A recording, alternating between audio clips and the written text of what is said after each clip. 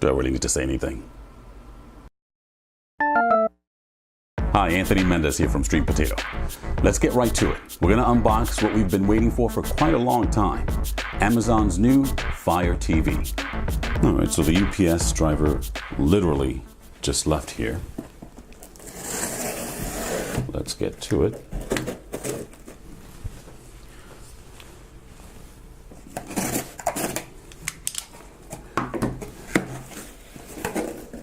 Let's see what we have. It's very reminiscent of the presentation of the Kindle Fire packaging. After all, this is technically a increased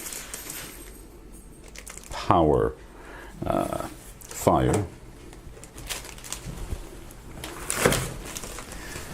Here we go.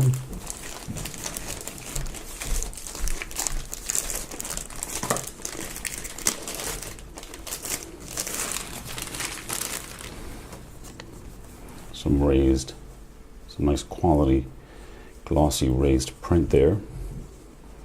Now, the incredible thing about this is, of course, Amazon Instant Video has been available on other devices, such as the Apple TV and the Roku 3 and other Roku devices. And a lot of people may have expected that Amazon was going to release their set-top box exclusively for their content, but that's not the case, which is very smart. It's really the only way that they can compete. So it says Amazon, Netflix, and more on the way, I'm sure. And of course, games. It would be interesting to see what they do with the music service that everybody's been talking about. Amazon planning. All right, it's time to get inside.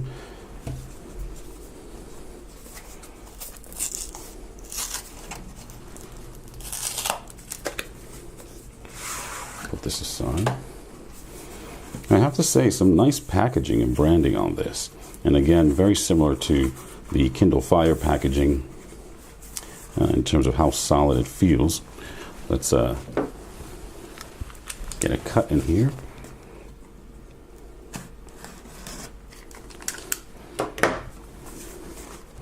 I know it has a tab to pull, but what's the point of having a utility knife if you don't get to cut some stuff, right? Here it is. Nice small square footprint. It's a little smaller than the Roku 1 you may have seen in our other videos. And it's definitely a lot thinner. It's a nice profile.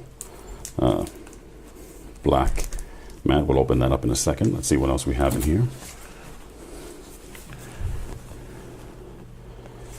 Startup. Registering it. Now this one came registered to my account.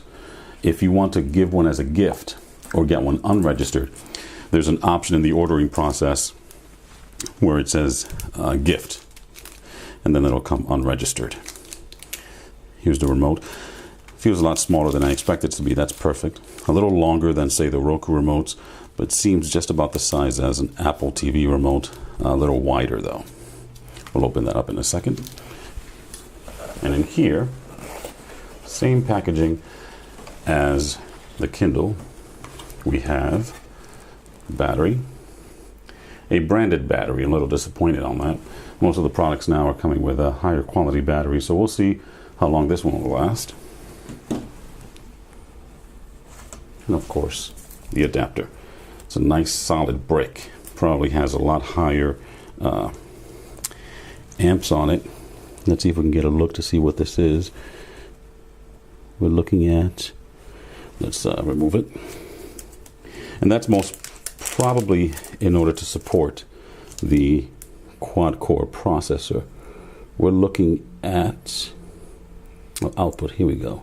Yep, 2.5 amps, which is a pretty strong adapter, as expected by the size of this, and of course having to power the quad-core. Don't think there's anything under here, but let's just check just in case. Nope. So there you have it, the power adapter, wall wart, batteries for the remote. Let's take a look at the remote.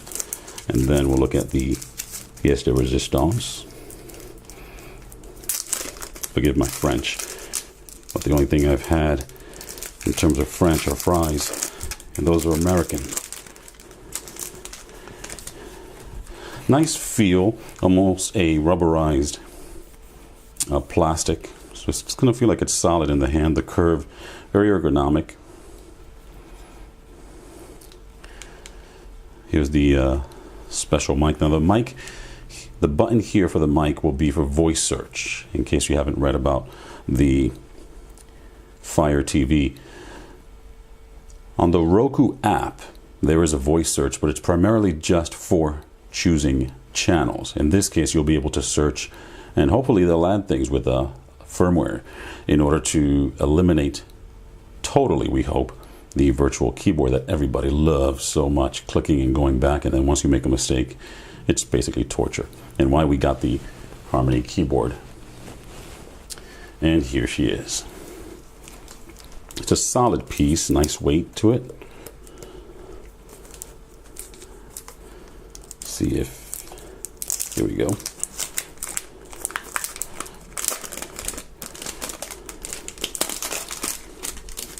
And of course, I'll be destroying all the plastic because I want to bring this to you guys. Here's the bottom, the FCC ID. It has almost a rubber bottom. It is actually a harder rubberized plastic. Nice gloss on the side. It's a simple minimalist design, very contemporary, almost postmodern. And let's take a look at the back and the ports. Let's remove this.